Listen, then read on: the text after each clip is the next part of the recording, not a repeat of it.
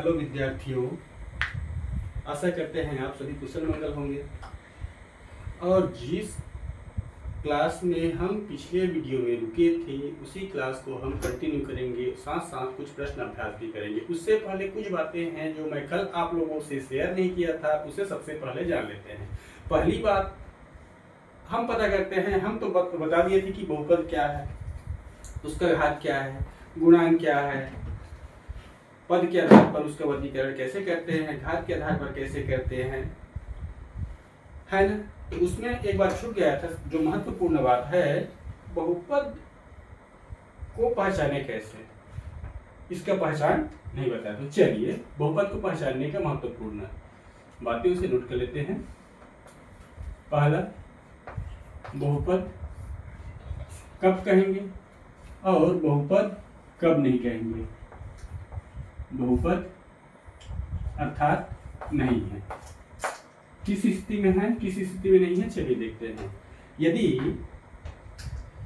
हमारे जो बीजीय व्यंजक के पद होंगे उसमें चर की घात पूर्ण संख्या होगी, अर्थात 0, 1, 2, 3 से लेकर अनंत तक, तब उसे हम क्या बोलेंगे, बहुपद। यदि बहुपद की घात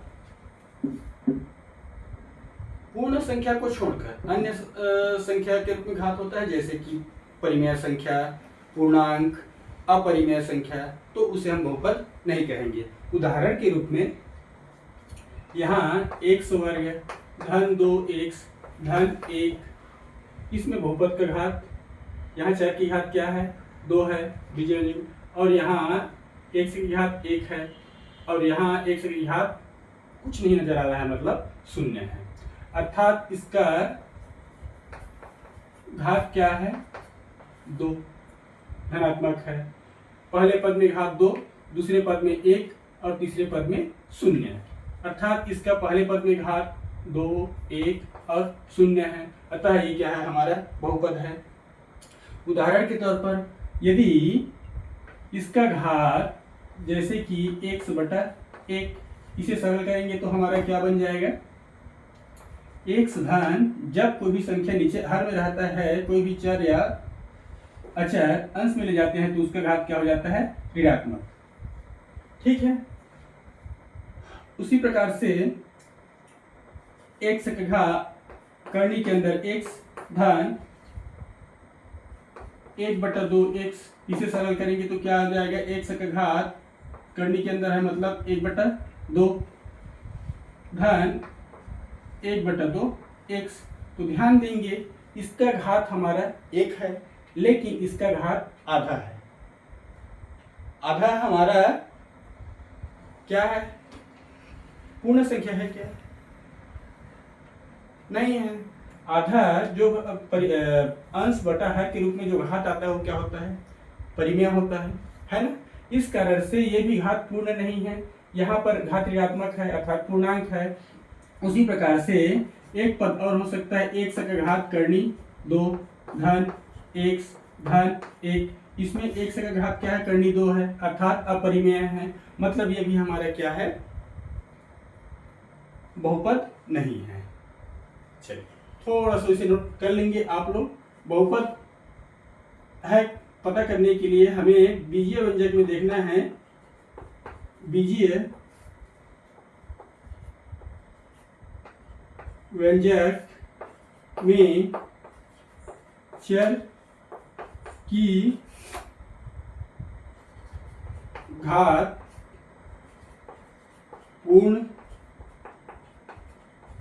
संख्या हो तो वह बहुपद कहलाता है। जैसे उदाहरण होता है, इसका घात 2 है, इसका घात 1 है, और इस पद का घात क्या है, इसमें चर की घात 0 है, चर नहीं दिख रहा है मतलब 0 है, मतलब ये हमारा बहुपद है।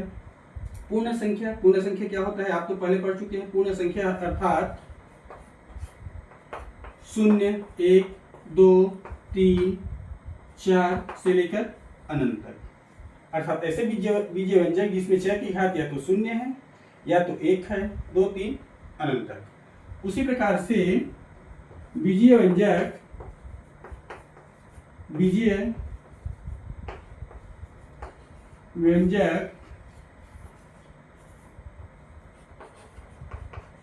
जिसमें चर की घात पूर्णांक, परिमेय, अपरिमेय संख्या हो तो वह बहुपद नहीं कहा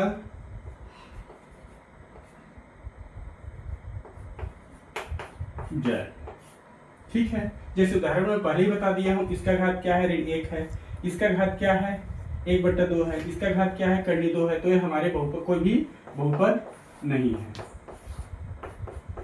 और कल भी हम उदाहरण में चर्चा किए थे, 1 का घात n धन 1 का घात n-1 धन 1 का घात n-2 धन 1, इसमें 1 का घात n है, n हमारा क्या है धनात्मक है, n-1 भी धनात्मक है, n-2 भी क्या है धनात्मक मान के चलेंगे। तो इस स्थिति में इसका घात क्या हो जाएगा, इसका घात हमारा पूर्ण संख्या है, इस कारण से ये बहुपद है। अन्य उदाहरण लेते हैं तो क्या, 1 का घात 4 धन 2 1 का वर्ग धन 1, इसमें एक चर की घात 2 है, सॉरी चर की घात 4 है, इसमें चर की घात 2 है, इसमें चर की घात 0 है। अर्थात जितने भी हम बीजीय व्यंजक लिए हैं सभी में घात या तो 0 है या तो धनात्मक है। ठीक है, जिसके घात 0 या फिर 0 से बड़ा कोई भी संख्या है तो वो क्या कहलाएंगे, हमारा बहुपद, जिसमें बीजीय व्यंजक में चर की घात पूर्णांक, परिमेय संख्या या अपरिमेय संख्या तो हमारा बहुपद नहीं कहलाएगा। चलिए इसमें कुछ बातें और हम जानते हैं, जैसे आपका नाम गुड्डू, मोलू, तोलू, गोलू, मीना, रीना, टीना है, उसी प्रकार से हमारे गणितज्ञ ने बहुपद का भी कुछ विशेष नाम दिया है। चलिए उनका नाम कैसे रखते हैं नामकरण वो देखते हैं। ठीक है, आशा करता हूँ इतना क्लियर हो गया होगा। चलिए छोटा सा इसे और देख लेते हैं, उसके बाद हम क्या करेंगे, फिर आगे जो प्रश्न अभ्यास है उसे करेंगे।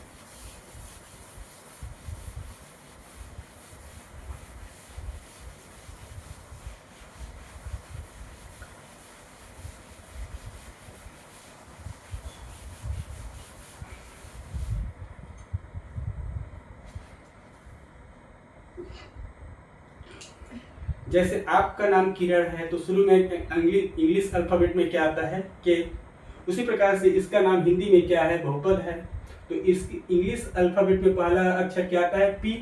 तो बहुपद का नाम देने से सबसे पहले क्या करेंगे, हम पहले पी लिखेंगे, उसके बाद बहुपद में जो चर है, यहाँ चर क्या है x है, तो यहाँ कोष्टक में x, अर्थात इस बहुपद का नाम क्या हो गया px। उसी प्रकार से यहाँ पर भी चर हमारा x ही है, तो इसका भी नाम क्या हो गया px, इसका भी नाम क्या हो गया px। अन्य उदाहरण लेते हैं, जैसे p की जगह और x की जगह कोई दूसरा चर हो सकता है, जैसे z का घात 3 ऋण 3z धन 1, तो इसमें हमारा चर क्या आ गया z। तो इस बहुपद का नाम, बहुपद अर्थात पॉलिनोमियल अर्थात p, और यहाँ चर क्या है z, तो इसका नाम क्या हो जाएगा, इसका नाम क्या हो जाएगा pz।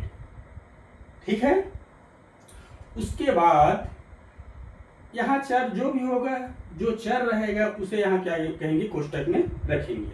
मान लीजिए एक पद और देखते हैं हम, जैसे हम कल देखे थे क्या, x वर्ग धन 2x धन 2y धन y का वर्ग, और यहाँ x क्यूब धन y क्यूब धन 4 एक्स वर्ग वाई वर्ग धन 5 एक्स का घात 4 वाई। इसमें ये वाले बहुपद में हमारा एक्स भी है और वाई भी है। चूंकि हमारे इन सभी बहुपद में यहाँ सिर्फ एक ही चर था एक्स, तो इसका नाम पी एक्स है। इसका नाम क्या था, इसमें भी एक ही चर है एक्स, तो इसका भी नाम पी एक्स। इसमें भी एक ही चर है तो इसका नाम पी एक्स। इसमें भी एक ही चर है जेड, तो इसका नाम है पी जेड। इसमें चर दो है, एक और दो, तो इसका नाम क्या हो जाएगा, पी एक्स वाई। इसमें भी दो चर है एक्स और वाई, तो इसका भी नाम क्या हो जाएगा, पी एक्स वाई। ठीक है। एक महत्वपूर्ण बात और मैं नहीं बताया था, मैं सिर्फ एक चर के लिए बहुपद का घात बताया था, लेकिन कभी कभी हमें क्या होता है, हम दुविधा में फंस जाते हैं।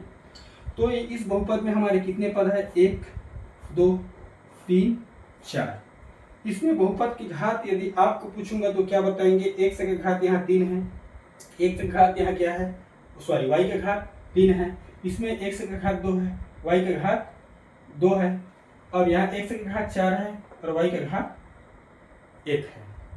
तो इसमें हमें बहुपद की घात बताना है। तो मैं क्या बताया था, बहुपद में जहाँ चर की सबसे बड़ी घात होगी, यहाँ वही हमारा क्या होगा, बहुपद की घात होगा। कल इतना बताए थे, लेकिन यहाँ पर थोड़ा सा आप लोगों को और ध्यान रखना है। एक पद में चर की कुल घात क्या है उसे देखना है। एक पद में यहाँ चर की घात क्या है, पहले पद में 3, दूसरे पद में 3, यहाँ पर दो चर है, x का घात 2, x का घात 2 और y का घात 2, अर्थात इसमें चर की टोटल घात कितना है, 4।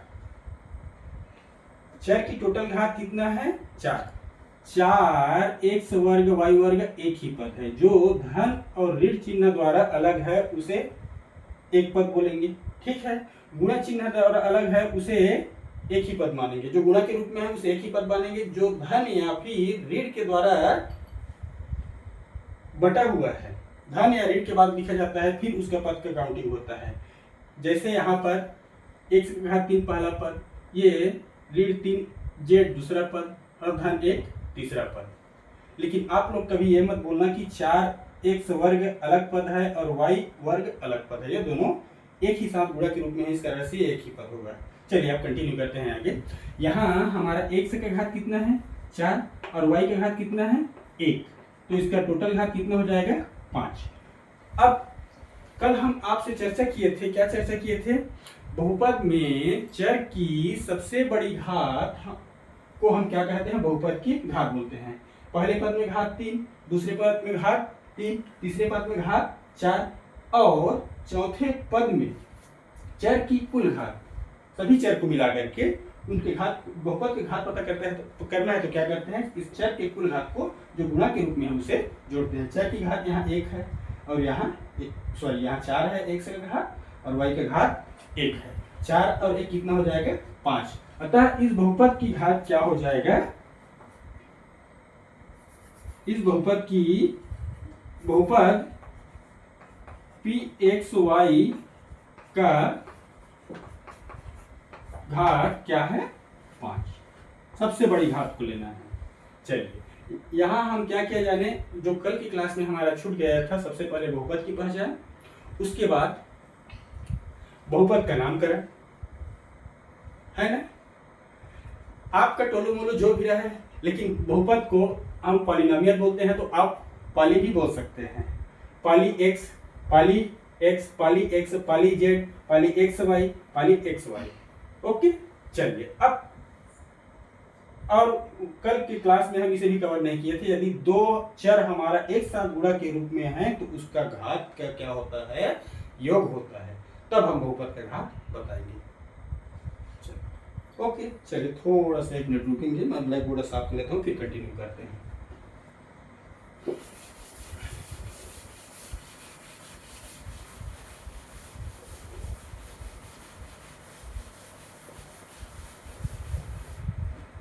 और आप लोगों को से एक अपेक्षा रखता हूँ, यदि आप लोगों को क्लास अच्छी लगता है तो मेरे मनोबल को बढ़ाने के लिए आप एक लाइक का बटन को जरूर दबाएंगे। अब यदि आप लोग SCERT छत्तीसगढ़ के बच्चे हैं तो आप अपना पुस्तक निकालेंगे और पेज नंबर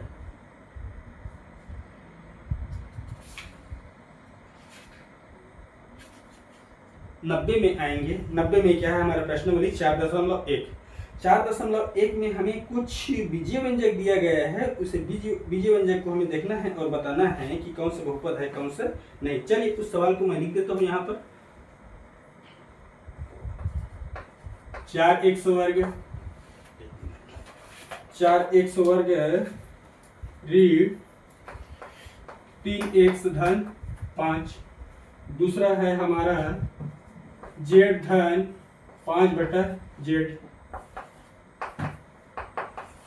तीसरा है हमारा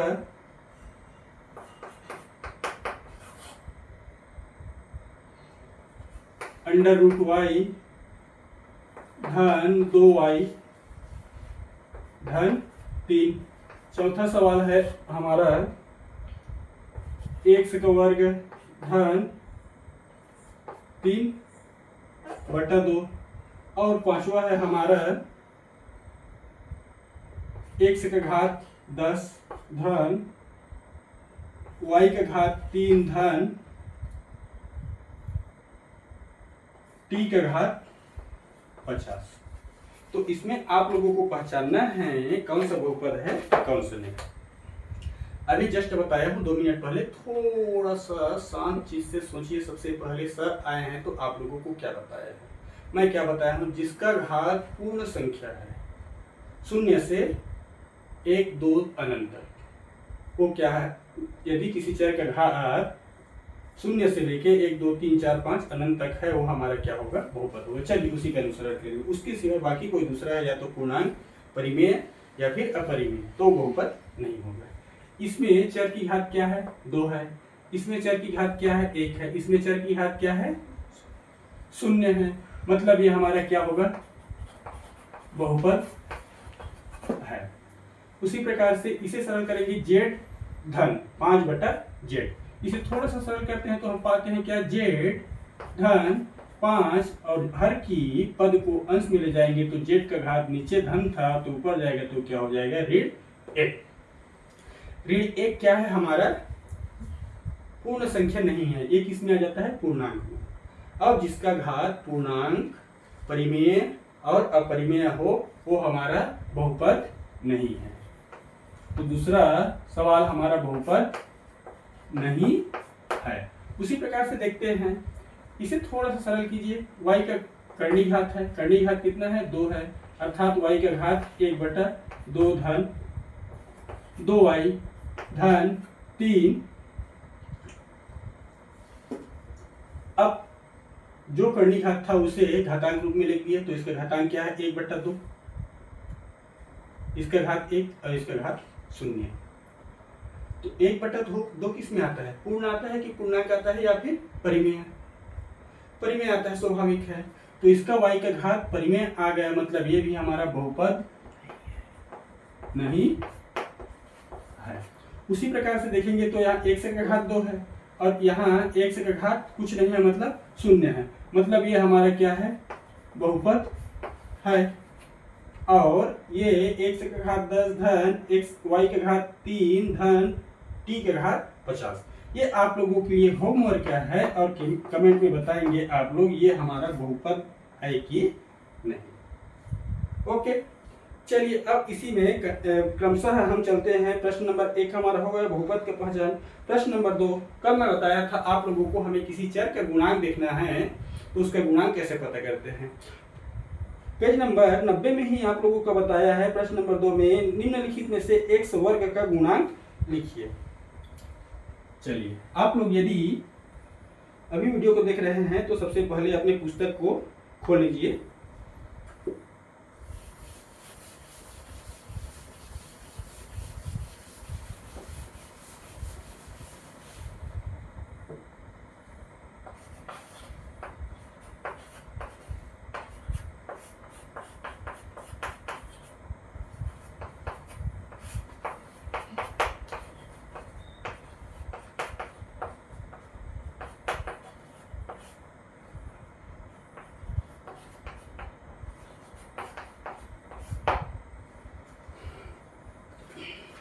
सवाल को मैं लिख देता हूँ ताकि आप लोग पुस्तक में देखिए भी यहाँ से भी स्पष्ट देख लें।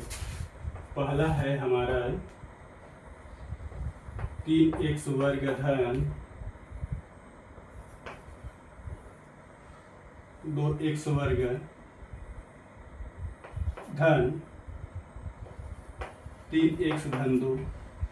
दूसरा सवाल है 3x वर्ग धन 1। तीसरा सवाल है 2 ऋण 5x वर्ग धन 1/2 x की घात 3। चौथा सवाल है x का घात 2/2 धन 1। और पांचवा सवाल है x का घात 4 धन x का घात 3 धन 1/4 x वर्ग। प्रश्न में क्या बोला है, निम्नलिखित में x वर्ग का गुणांक, अर्थात हमें इस बहुपद में हमें क्या देखना है, वह पद देखना है जिसमें x का वर्ग हो। किसमें है, इसमें दूसरा पद में x का वर्ग है। x वर्ग में कौन सा संख्या गुणा के रूप में है, वही हमारा क्या होता है, गुणांक। जो संख्या गुणा के रूप में वही हमारा क्या है। सबसे पहले डिस्टर्बेंस के लिए सॉरी, चलिए कंटिन्यू करते हैं। यहाँ x वर्ग में गुणा के रूप में क्या है, 2 है। अतः x वर्ग का गुणांक पहले सवाल में क्या हो जाएगा, x वर्ग का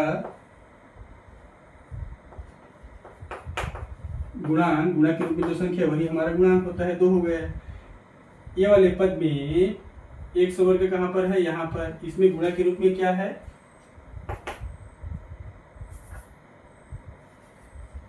x वर्ग में गुणा के रूप में कुछ दिख रहा है आप लोगों को, अचर 3। मतलब यहाँ x वर्ग का गुणांक क्या हो जाएगा, 3। उसी प्रकार से इस पद में प्रश्न नंबर 3 में ध्यान से देखिए, हमारा x वर्ग वाला पद कौन सा है, दूसरा पद है जी। पहला पद अचर है, दूसरा पद हमारा x वर्ग यहाँ दिख रहा है।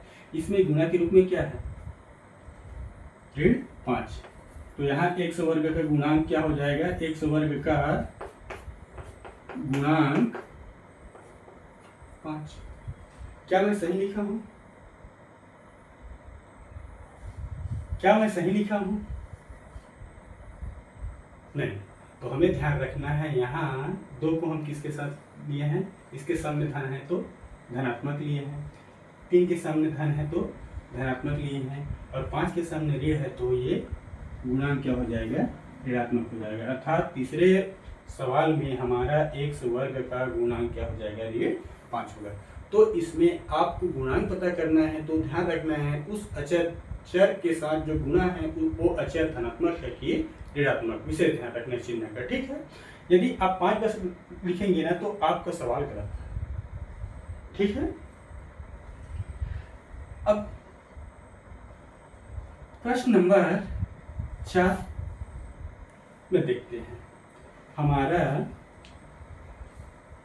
x का घात 2 में गुणांक तो कुछ नहीं है सर, हमें तो भाग के रूप में दिख रहा है 2। तो इसे क्या हम ऐसे लिख सकते हैं, थोड़ा सा सरल करके देखना। x का घात 2 में भाग 2 के रूप में है तो उसे मैं क्या 1/2 गुणा x का घात 2 लिख सकता हूँ धन 1। इसमें आपत्ति नहीं होना चाहिए, ठीक है। इसमें सब में देखे हैं पूर्ण या फिर पूर्णांक का क्या था, हमारा गुणांक था। और इसमें x वर्ग का गुणांक एक परिमेय संख्या है, वो क्या है, 1/2। अर्थात यहाँ x वर्ग का गुणांक क्या हो जाएगा, 1/2। जैसे पिछले प्रश्न नंबर 1 में लास्ट सवाल आप लोगों के लिए होमवर्क दिया था और कमेंट में बताएंगे करके बोला था, उसी तरह से आप लोगों का यहाँ प्रश्न नंबर 5 आप लोगों का होमवर्क है और कमेंट में आप इसका उत्तर देंगे। आशा करता हूँ कि प्रश्न नंबर 1 और 2 आप लोगों का क्लियर हो गया होगा। उसी प्रकार से हमारा पेज नंबर 91 में पढ़ेंगे तो पता है आप लोगों का निम्न बहुपद में एक से का गुणांक एवं अचर पद लिखिए बोला है, तो हम यहाँ देखिए x वर्ग और प्रश्न नंबर इसी काम को हमें प्रश्न नंबर 3 में x का गुणांक देखना है। x का गुणांक यहाँ क्या है 3। यहाँ अचर पद जिसमें कोई भी चर न हो वो क्या है हमारा अचर पद। इसे हम कल अर्थात पूर्व वीडियो में बता चुके हैं। तो आशा करता हूं कि प्रश्न 3 आप लोग स्वयं कर लेंगे। अब प्रश्न नंबर 4 में कुछ बहुपद के बारे में बताया गया है, उसका उदाहरण आप लोगों को लिखना है। चलिए प्रश्न नंबर 4 करते हैं।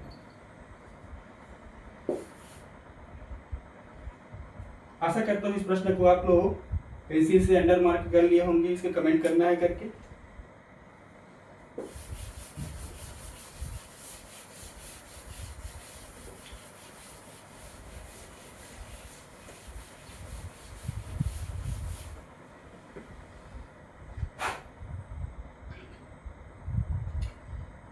निम्नलिखित में से प्रत्येक का एक उदाहरण दीजिए।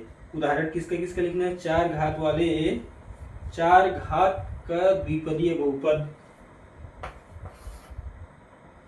सवाल नंबर 1, 4 घात का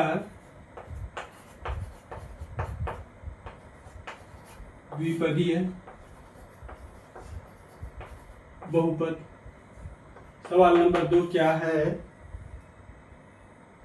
घात 6 का द्विपदीय बहुपद, द्विपदीय घात 6 का त्रिपदीय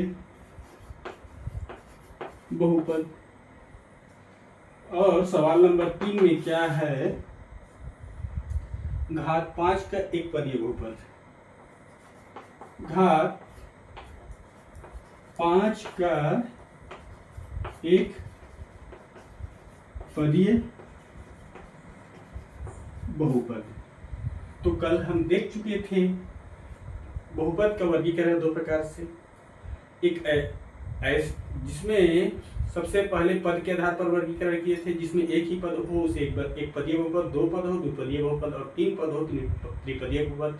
जिसमें n पद हो उसे क्या बोले थे? n पदीय बहुपद। और घात के आधार पर भी बहुपद का वर्गीकरण कर चुके थे, जिसमें एक घात हो रेखीय बहुपद या फिर एक घातीय बहुपद, 2 घात हो वर्ग बहुपद या फिर द्विघातीय बहुपद, जिसमें n घात हो n घातीय बहुपद बोले थे। आशा करता हूं इसे आप अपने माइंड में रिएक्टिव कर लिए हैं। अब इसमें दोनों को एक साथ बोल दिया है। क्या बोला है? जिसमें बहुपद की घात 4 होगा और द्विपदीय घात 4 द्विपदीय, अर्थात ऐसे बहुपद का हम बनाना है हमें जिसमें बहुपद की घात 4 होगा और 2 पद होना चाहिए। तो इसके लिए हमारे पास बहुत से उदाहरण है। जैसे कोई भी चर लेते हैं, यहाँ पी टी लूंगा, हमारा चर क्या हो जाएगा? टी। तो टी एक पद हो गया। और धन या ऋण बीच में कोई भी डाल दीजिए। यहाँ चर लीजिए, अचर लीजिए, कुछ भी लीजिए, आप लोगों के ऊपर है। हमें बहुपद की यह धन है ना, हमें क्या बनाना है? एक पद ये हो गया, एक पद ये हो गया, ठीक है। और बहुपद की घात कितना होना चाहिए? 4। बहुपद की घात 4 कब होगा? जब उसमें चर का अधिकतम घात 4 होगा। यहाँ चर की घात क्या हो गया? 4। मतलब हम 4 घातीय 2 पदीय बहुपद बना लिए। कैसे? यह चर का घात क्या हो गया? 4। और कितना पद है? एक पद ये और एक पद ये।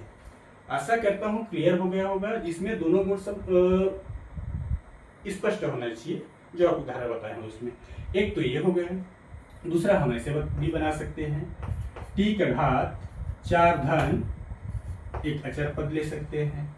एक और ले सकते हैं टी का घात 4 धन टी का घात 3, इसमें भी 2 पद है। आपके पास बहुत सारे उदाहरण है, आप लोगों को बनाने आना चाहिए।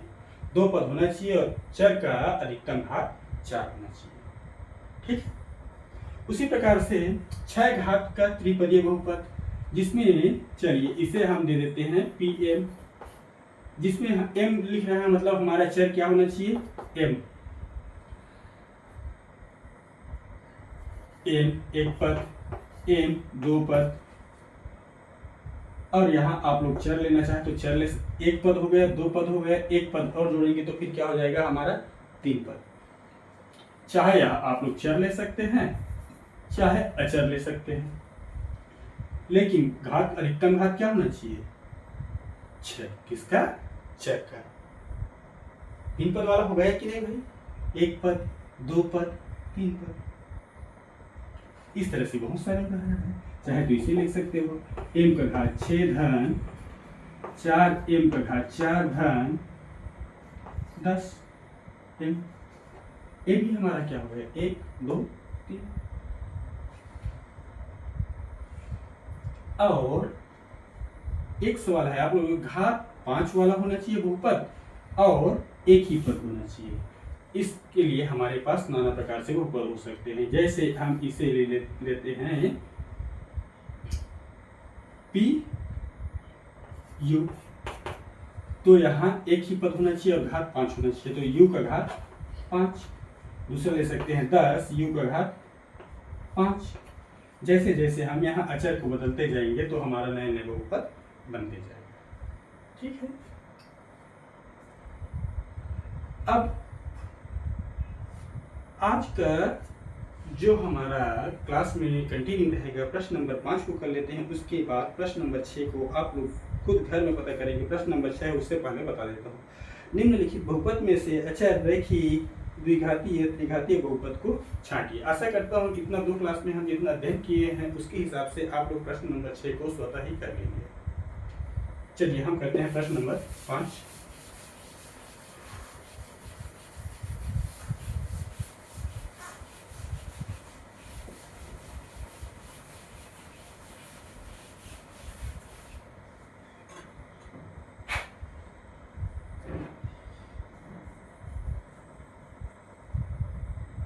प्रश्न नंबर 5 क्या बोल रहा है? प्रत्येक बहुपद का घात बताइए। चलिए उस बहुपद को लिख देते हैं ताकि आप लोगों को स्पष्ट हो जाए।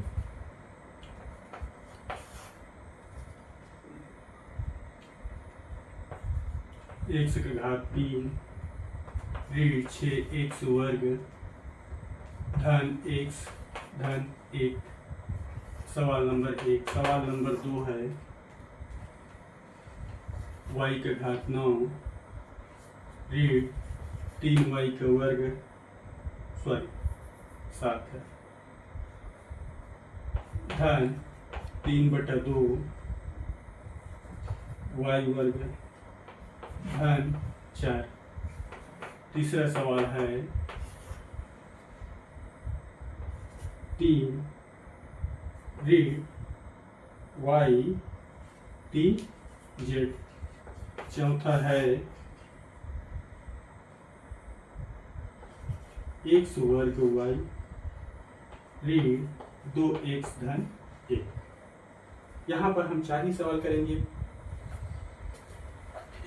प्रश्न नंबर 5 में सवाल नंबर 5 और सवाल नंबर 6 है, उसे आप लोग कमेंट बॉक्स में कमेंट करके बताएंगे।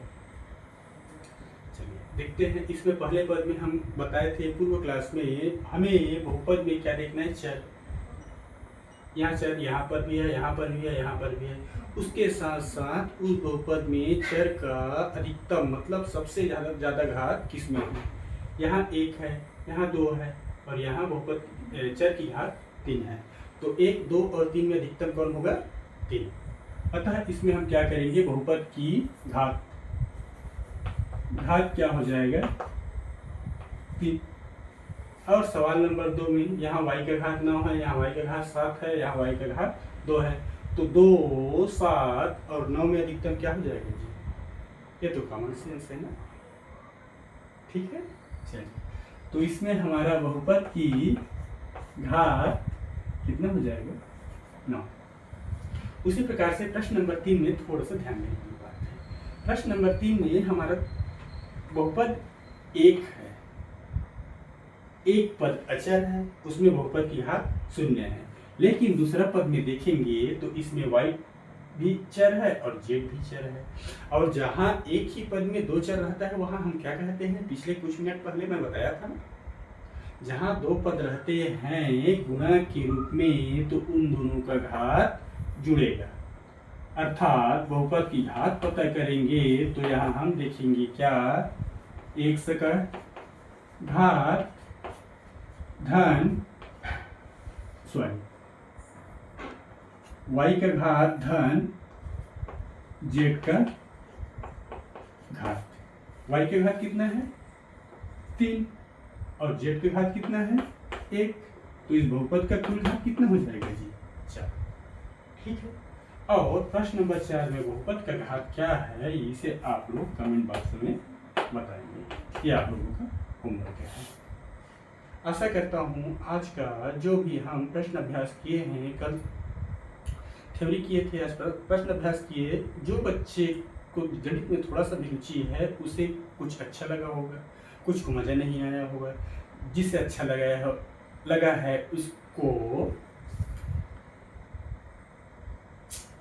अंदर से गुड फीलिंग, और जिनको बुरा लगा होगा उसे आशा करते हैं अन्य वीडियो हमारा आएगा तो उसमें इससे और अच्छा बेहतर करेंगे। Thank you.